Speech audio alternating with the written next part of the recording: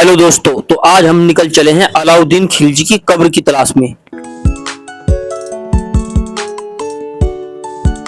दोस्तों, यहाँ खड़े होकर ऐसा लगता है जैसे मानो कि हम 800 साल पुराने दौर में पहुंच गए हों।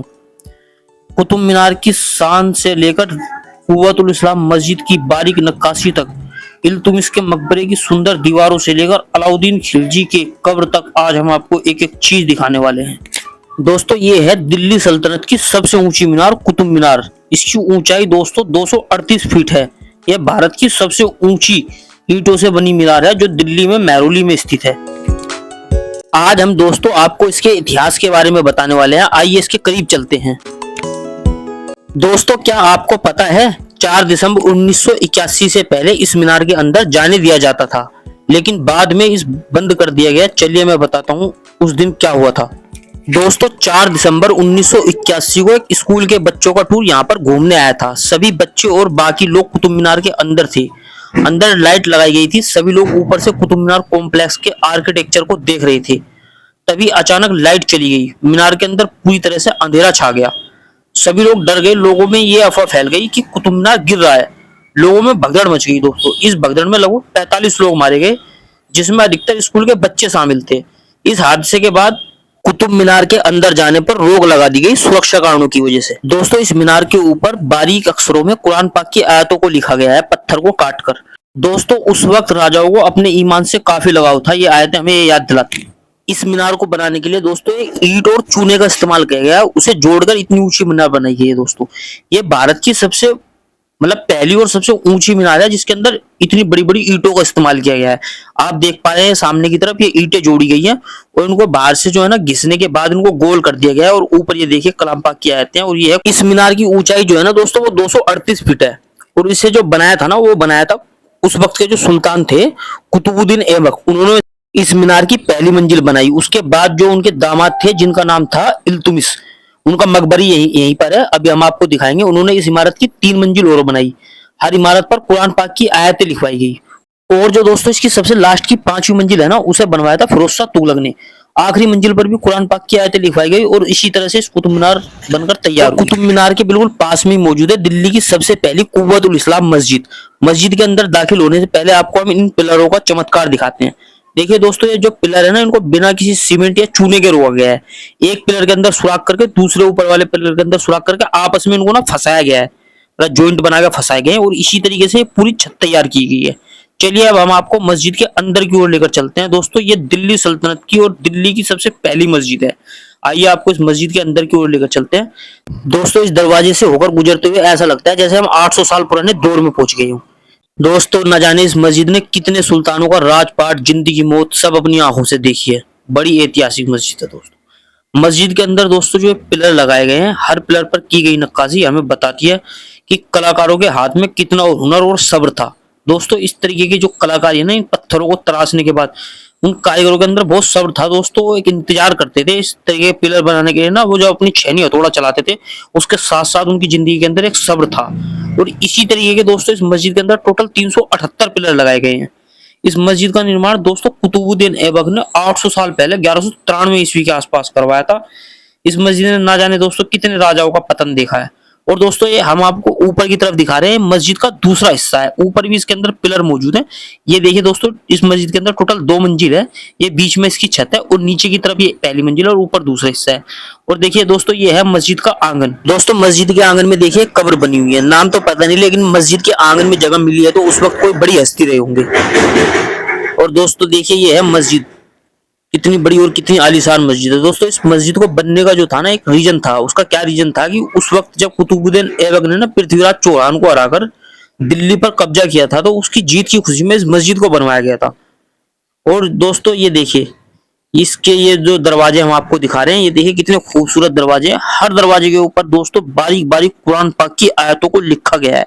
ये देखिए दोस्तों, एक एक व्यूज इतना इंटरेस्टेड और इतना प्यारा है कि हर कि दीवार पर, हर ईंट पर कुरान पाक की आयतों को पत्थर को तराश के उकेरा गया है। और दोस्तों इसी मस्जिद के आंगन के बीचों बीच एक लोह स्तंभ मौजूद है। देखिए दोस्तों, एक ऐसा खंभा इस मस्जिद के आंगन के बीच में लगा हुआ है, 1600 साल पुराना है और इसके ऊपर आज तक किसी भी तरीके की कोई जंग नहीं लगी है। चलिए इसके पास चल के ना इसके इतिहास को जानते हैं, आखिर इसके अंदर ऐसा क्या है। चलिए इसके करीब चलते हैं।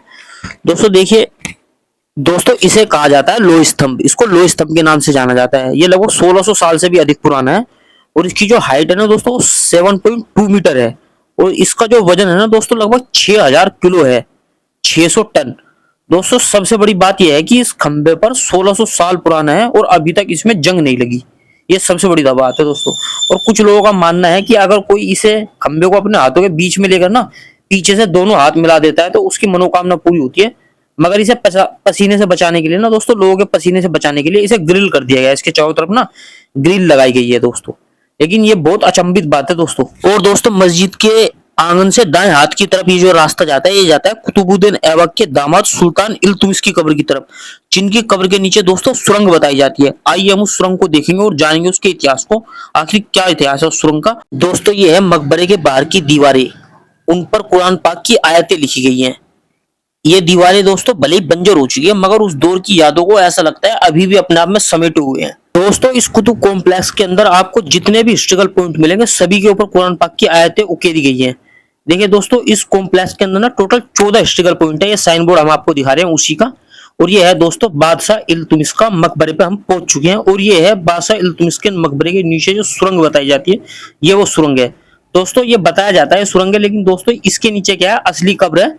इसकी जो तहखाना है यहाँ पर असली कब्र है और ऊपर जो है ना, ये संगमरमर की आर्टिफिशियल कब्र बनाई गई है। ये हम आपको ऊपर की तरफ दिखा रहे हैं ना, ये संगमरमर की आर्टिफिशियल कब्र बनाई गई है।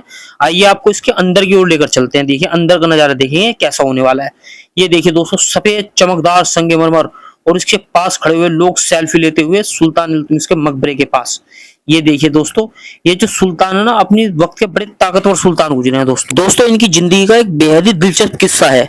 हजरत कुतुबुद्दीन बख्तियार काकी रहमतुल्लाह अलैह थे, उनका मजार यहीं पर है, जहां पर आज भी लाखों लोग घूमने के लिए जाते हैं। और दोस्तों उनके जनाजे की नमाज भी, इतने बड़े वली के जनाजे की नमाज इल्तुमिश बादशाह ने पढ़ाई थी। और दोस्तों वो किस शर्त पर पढ़ाई थी कि उन्होंने वसीयत की थी कि मेरे जनाजे की नमाज वो पढ़ाएगा जिसकी फजर की नमाज कभी कजा ना हुई हो। तो ये बात सुनने के बाद सभी लोग उनके जनाजे की नमाज से पीछे हट गए और ऐसे वक्त में सुल्तान इल्तुमिश आ गया है। और उन्होंने दोस्तों उनके जनाजे की नमाज के पास खड़े होकर ये कहा था कि आखिर तुमने मेरा ये राज खुलवाई दिया जो अल्लाह और मेरे बीच था। दोस्तों ये रास्ता जाता है अलाउद्दीन खिलजी की कब्र की ओर। दोस्तों उस ताकतवर सुल्तान की कब्र की ओर जिसने अपने वक्त में दिल्ली की सल्तनत की सीमाओं को अपने वक्त में सबसे ज्यादा फैलाया।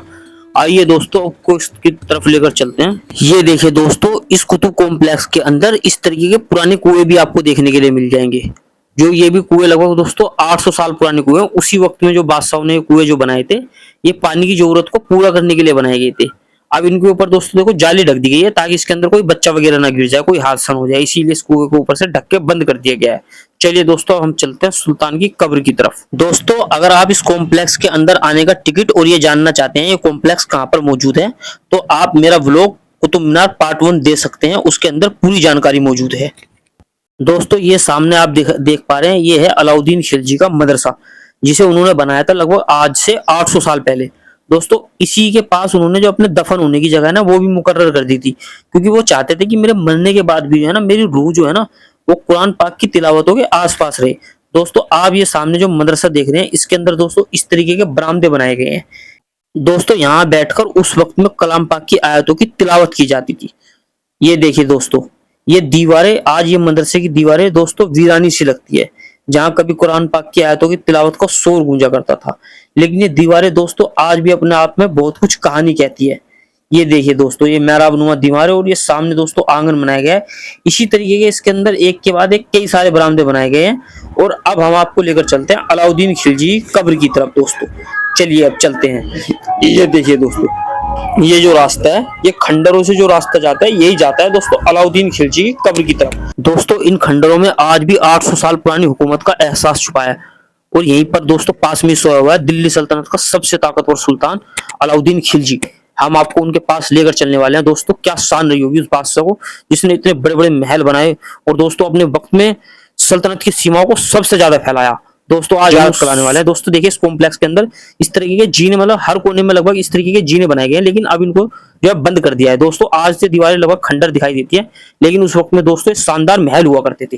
देखिए दोस्तों, ना जाने इन खंडरों ने कितने राजाओं का पतन देखा है। और दोस्तों आखिर में हम वहां पहुंच ही गए जहां सोया दिल्ली सल्तनत का सबसे ताकतवर सुल्तान अलाउद्दीन खिलजी। दोस्तों यही है अलाउद्दीन खिलजी की आरामगाह।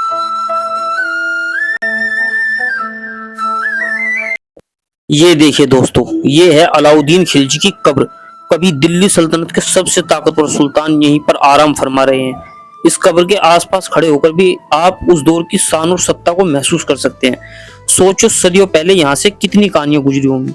इन दीवारों की वक्त ने रौनक छीन ली, लेकिन इनमें अब भी सदियों पुरानी कहानियों की गूंज सुनाई देती है। दोस्तों इतिहास की किताबों में जिनका नाम बड़े फख्र से लिया गया, उसकी आखिरी मंजिल यही है, यही मिट्टी, यही हर इंसान का आखिरी सफर है दुनिया से कब्र तक।